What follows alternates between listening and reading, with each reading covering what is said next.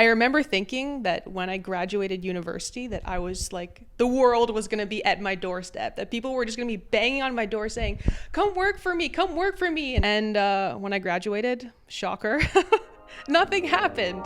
Above and Beyond, the real estate show. Hey guys, welcome back to the Above and Beyond Real Estate Show. My name is Ralph Ciancio.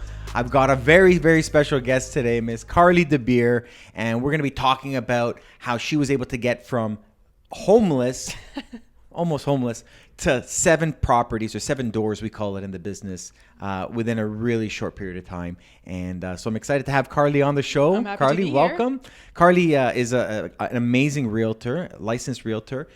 She works in our office as our office manager, client care specialist, and really keeps control of everything that goes on within the 4 walls of our office and the 4 walls of our client's home.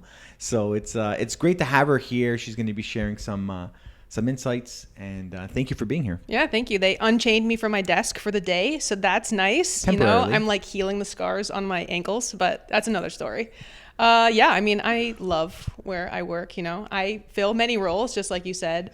You know, one that you didn't mention, that I'm also the office therapist. I have 2 chairs in front of my desk for which, when everyone's having a good day or a bad day, I get to celebrate with them or help them through a hard time. So amazing. It's like the best job ever. I think that probably one of the smartest people I've ever met in my life. I disagree, but thank you. I think I so, appreciate certainly. the compliment. But also one of the biggest hearts of anybody I've ever met before. Thank you. And that's, I think, your superpower. Generally, I find people are really, really smart, kind of like Sheldon from Big Bang Theory, where they're like super smart but miss that empathy or emotional intelligence, or they're really, really emotionally sharp but then miss out on data or numbers or something, that different part of the brain. And I think that you celebrate both. So that's thank you. That's amazing. So Thanks, before we Ralph. get into your story, I just wanted to break down, because it was a busy 2 weeks to start off the month of September. We did see a rate announcement from the Bank of Canada, and we did see a release of the Toronto Real Estate Board Market Watch.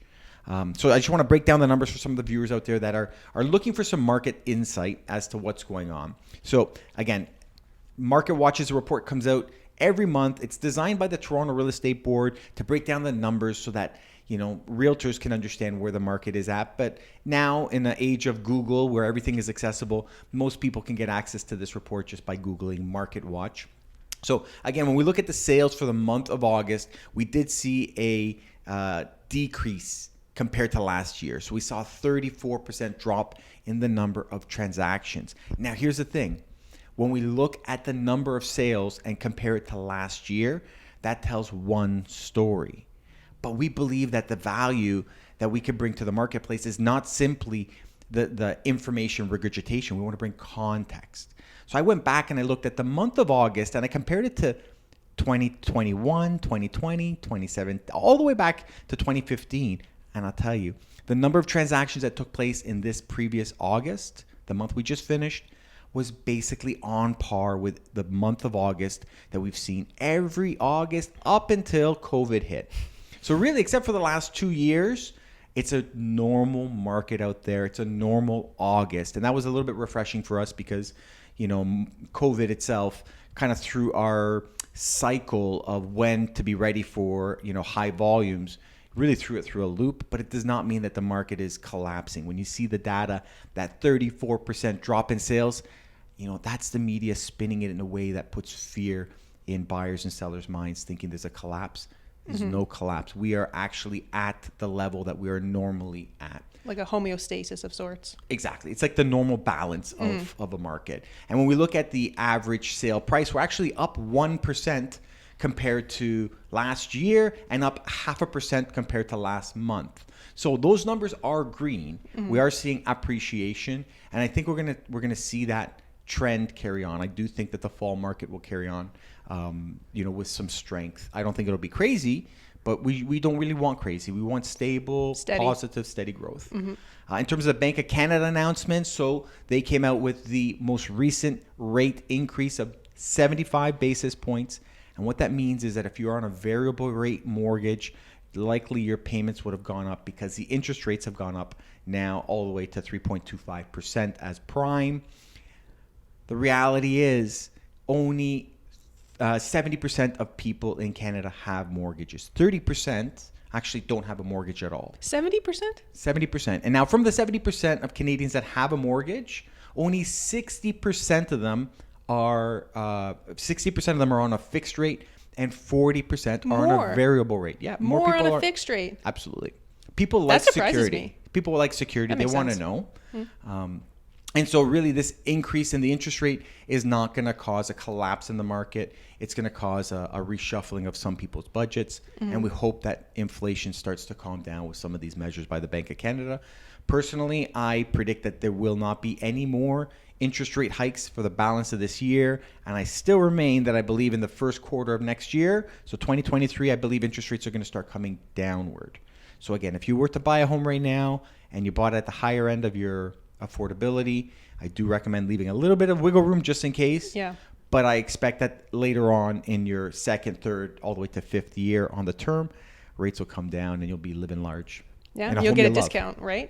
On the house. Yeah, absolutely. Yeah, if you can buy now, you get a discount on the house. A few years down the road, then you end up paying less payments anyways. Lower payments anyways. Exactly. And you still pay the same amount of payments. Or some people will say, I'm going to make the same payments and actually have a greater proportion go to my principal and pay off my debt a little sooner. Yeah, exactly. Right? So another trend that we've seen in the marketplace, and I do believe is partly what's supporting an increase in sales, is the resurgence of the investor. So we are seeing rental rates really skyrocket. Crazy. If you talk to anyone that's been looking for a rental property, not only is it very difficult, but the prices have jumped drastically. And there's a lot of reasons why that's taken place. But what we've seen is that it's become now actually attractive for investors to come back to the market. Now, I was talking with someone this week and they said, yeah, but if interest rates are so high, why are investors who are generally business savvy or visionaries, why is it that they are able to jump into the market? And the reality is they see the fact that this spike in interest rates is a temporary thing and that we will see it balance and normalize over time. And, an investor who's collecting great rents that can manage a cash flow, we've seen it for, hundreds of years. Real estate's a great way to get wealthy in a slow, acceptable, plannable, predictable way. And that which brings us into a great conversation with Carley, which is really, Carley's a experienced realtor, so she knows what it's like to buy and sell properties, but she's also an experienced investor. And we were chatting about her background and as she went from being homeless, from moving out after university. I call it homeless state of mind. I did live in a house. You were in a house. But the state of mind of feeling like you have no opportunity to buy a house or own your own house. Yeah. So tell us a little bit about your story. How did you get from a homeless state of mind to, I believe, a very successful entrepreneur and a very successful real estate investor? Tell us a little bit about your story. So thanks. Yeah. I know I went to the University of Guelph, just like Ralph. And I remember thinking that when I graduated university, that I was like, the world was going to be at my doorstep, that people were just going to be banging on my door saying, come work for me. And like, there was going to be houses. I was going to have a nice place to live. Like, some dogs, a cat, maybe kids. I'm not sure exactly, but who knows? I thought the world was literally just going to be right outside my door. And when I graduated, shocker, nothing happened. Spoiler alert. And that's kind of where I felt like, this homeless state of mind where I don't have opportunity to grow, can't afford my own house. I don't have a job. Like, what prospects do I have? And then slowly, I worked in many different industries. I have a little bit of commitment issues for a while when it comes to, finding a career. I think you just like learning, personally. You know what? That's the problem. I think you just love learning. Yeah. I know lots of things. Manufacturing, dog grooming. You got a dog. I'll, give your dog a haircut. But yeah, I guess over time, my husband and I, we were super frugal and we were able to save up a little bit of money. And my parents, one day I was looking at a magazine, I remember in Subway, and I was like, oh, it's a house magazine. Like, we're thinking about buying a condo. And they were like, oh, like, we'll lend you some money. And I said, wait, sorry, what? Yeah. You'll lend me some money for the down payment? And that was just like, it just set it off right there. We bought a pre-construction condo back when they were $340,000 for a 1+ den. Like what? Like you can't even, those things don't exist anymore, None of the GTA anyways. Yeah. Right? Yeah. And that was in Richmond Hill. So we were like, we're moving to the boonies. We're moving from Young and Egg up to Richmond Hill. It felt like we were moving just, right next to the cows, which we weren't, of course. There's no cows in Richmond Hill. But, from there, we even rented out our den. We frugal to the day that we die. We're like, we're not going to live in this. You rented out your den to someone else? Yeah. Just random? Martine's brother lived there. So it's kind of random. Yeah. We love him. We love him. He's practically Martine's twin. Like if anyone knows Marinas, they look exactly alike. But that's pretty entrepreneurial for you to see an opportunity where you had space that you weren't using. You thought, why not, let your brother-in-law help contribute to what was a big mortgage at the time in your eyes at that time. Now it felt we look like back. So much money. Yeah. Like, even it was like maybe $1,500 a month or maybe $1,700 with the maintenance fees. But it felt like so much money at that time, making just above minimum wage. My husband was working in construction, still is to a certain degree. And so we rented that out. And then a year later, somehow, like people never made money from condos. It was like a thing. Like people didn't make money from condos. And the market just boomed when it went to condos. And we made enough money to sell that house and buy a detached house that need significant renovations. We didn't know exactly how much it needed before we bought it. And then we bought it. That means you bought a money pit. Yes, is exactly. We were like, there were so many nights where like we just lost everything. This one decision made us lose everything we worked so hard for almost a decade. And thankfully we made it through. So grateful to everyone who helped us out. And then when we sold that property, we bought our first multifamily property in Aurelia. So that was a fourplex. Even when we bought that property, everything was going wrong. Like there was asbestos in the attic. There was like a broken pipe in the basement. There was no railing on the front deck. Like it's like to code, you have to have a railing. Like, why is there no railing? Tell me, I don't understand. But anyways, so this is a thing. Like everyone glorifies real estate investing. And, that it's going to be easy money and tenants are going to pay so much and they're, but it is difficult, to find the right tenants, to find the right property and just to stick it out, I agree with you that it is difficult. Where I see the biggest challenge in investing in real estate is the confidence. Being able to identify where there's an opportunity. Because if you listen to the theme in all your stories, there was a challenge and you found a creative way to solve it. So you wanted to buy your first condo, couldn't afford it. And, you found a way by asking parents or, getting some support from your parents for a down payment. And that's a low hanging way of solving a problem. But for a lot of people, they can't imagine how could this even be possible, and you found a way. Then you bought the property that you can call a money pit, and you still found a way to solve all those problems and turn what was a challenge into really a great opportunity. Yeah. And then you bought the fourplex, which probably a lot of people walked through and said no thanks. Yeah, it was on the market for like more. I think it was almost 90 days. Yeah. But opportunity is a state of mind. I don't know who said this. I don't know where this quote comes from, but the harder you work, the luckier you get. Yeah. When you look at something that becomes a problem, and like in the investing world, the whole problems equals profits is the most profound statement, because the more people pass over things, it's hard. But like, if you just take that little step, do that one thing that someone else didn't want to do, you just open up so many more opportunities, Yeah. And then from that property, we owned it for a few years, and then boom, like the real estate prices in Aurelia boomed so much that we refinanced that property and were able to buy another one. And still maintained ownership. So you still kept the fourplex, refinanced. And for people that are maybe watching or listening to this, wondering, the process of refinancing is you reapproach your lender and say, hey, I want you to reappraise the property and I want to borrow against any of the gains. So for example, if it's gone up $400,000, which is pretty well what it, I think it, what it we was, thought right? It was like a joke. Like we're going to try for 1.1, and we're like, nah, but we just wanted to buy something else. So we're like, maybe it's possible. Yeah. So you're right. So what you were able to do is find a place where there was, opportunity to collect 4 rent checks under one roof, which is amazing. And that created enough cash flow. As the rents were able to go up and the property appreciated, you drew more a higher mortgage on the same property and use that as an asset, which is not your money. We call it OPM, other people's money, right? And that's one of the best ways to create leverage. right? And you were able to successfully do that. And then from there, you bought another property? Yeah. We were really lucky. I mean, like you said, with the refinance, it was pretty much free money. Like we refinanced at 1.1, which was crazy, like now everyone is, very up in arms about 3.25%. But I remember when we first got the condo, 3.5% was like, that felt like free money. But anyways, yes, now we have the second property, which is a triplex.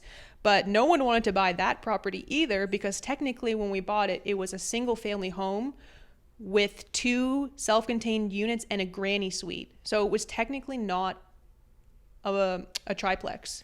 Yeah. So we took a chance buying that property, and now we're super lucky. We actually rezoned it to a 4-plex. That was last week. That's amazing. Yeah, last week. So now we can have 4 properties, like 4 units in that legally. Well, according to the city, it was always legally in terms of fire code and everything like that. But yeah, it's just crazy. No one wanted to take a chance, and we took a chance, and it really worked out. Yeah. And what I love about your story is that each of the properties you bought, so many people had said no to. And when we're talking to people, whether trying to buy, a principal residence, a place for their family, or whether we're talking to an investor, they're saying, well, I'm just waiting for the right opportunity. I'm looking every day for new listings. And there's this kind of this problem we have, I think, as a culture, where we're just waiting for the new one, right? Like iPhone 14 just came out, and it's the exact same, in my mind, exact same phone, but people are going to pay $1,500 to get rid of the 13 and buy the 14. It's because we need new, what's fresh, as opposed to seeing how can I make something work. And there's way, way more profit. There's always more profit in finding a way to make something work than it is to buy the first of the new one, right? The first of the new one always comes across with a premium. So in context, if someone, again, I have appointments set up for the rest of the afternoon, I'm showing properties that are on the market for 1, 2, 3 days because that's the property that caught their attention. But is there a great opportunity on a home that was on the market for 60, 70, 80 days where you just have to look with a little bit of creativity, a little bit of problem solving, to your point? Solving problems equals profits, and you don't find where's the opportunity within that. Right? So I think you've done an excellent job in finding opportunities, but then profiting from them. I mean, it's profiting for the future. Like every dollar that we get now, we're just reinvesting, whether it be in a different platform or in another house. But yeah, and opportunity. One thing, and I don't know, I hope it's not too personal, but one thing I think is really inspiring about the way that you've constructed and planned your life. I think you have a very planned life, which I love. Tell us about, where do you live? Where do you sleep? Do you own the home someone you're in? else's rental property? So you're actually a tenant in the area in which you want to live. Eventually. And you're an investor in the areas where you can profit, from the investment vehicle. Right. And I think that that's really inspiring. A lot of people think I need to buy a home where I can sleep and then buy an investment property. But you found a way to be a tenant in someone else's investment property.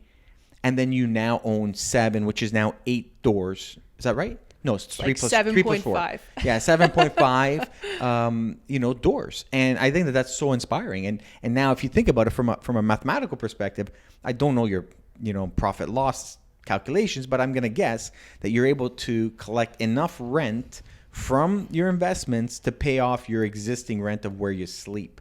So you collect rent from your tenants, put some in your pocket, and give some to your landlord, which is really a mortgage-free life. Really, that's set for retirement.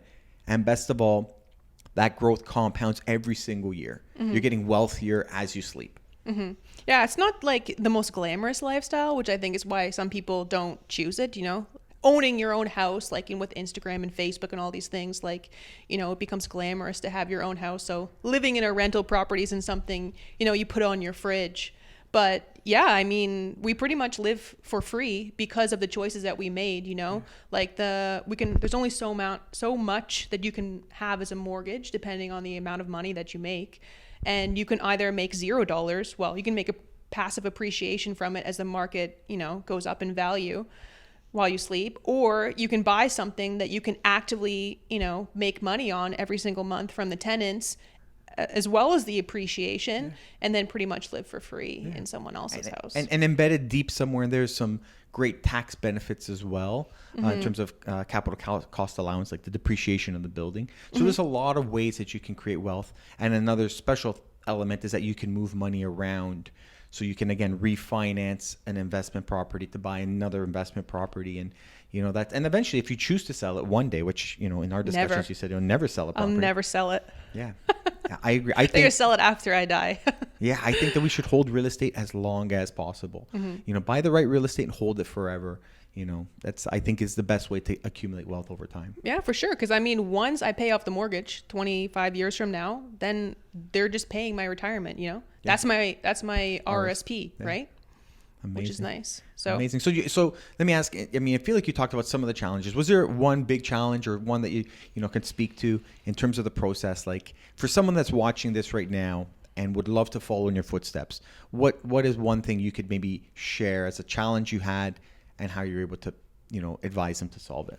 Yeah, I think just the idea of being uncomfortable. Like we talked about, owning your own house, owning your own condo, owning your own apartment, whatever it is the most glamorous thing to do. But if you just do something that's a little bit uncomfortable for a while, whether it's working in a career that's not, that glamorous or that enjoyable, but you make more money in the short term to be able to afford something that can then make you more money in the long term, it just kind of sets you, ahead.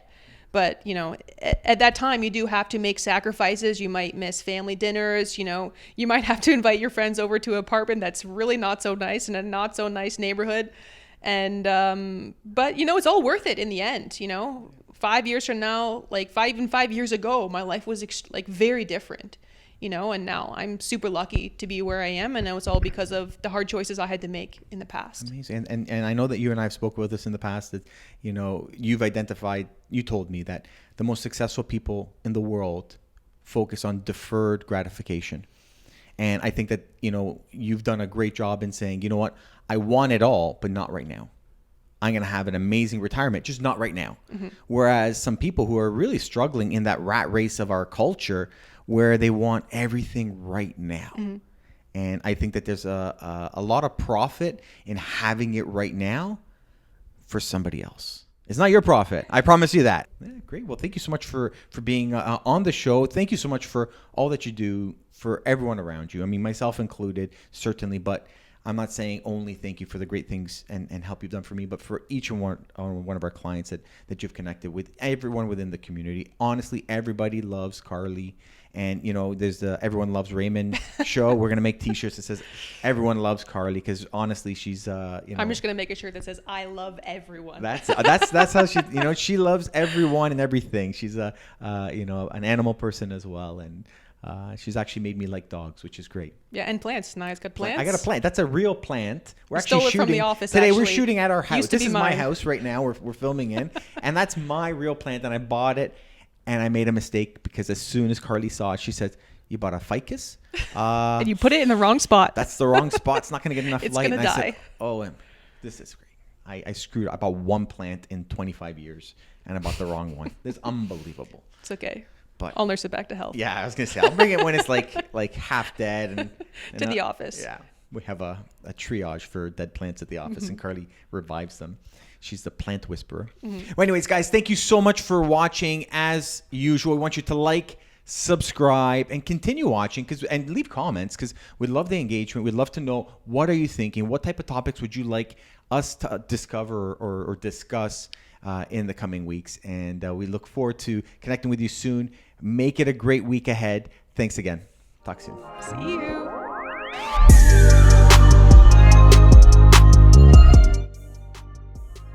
All right, guys, now if you liked what you saw, check out these other videos and be sure to subscribe. No, really, subscribe. I can wait. I'm in between shoots, so you can go ahead.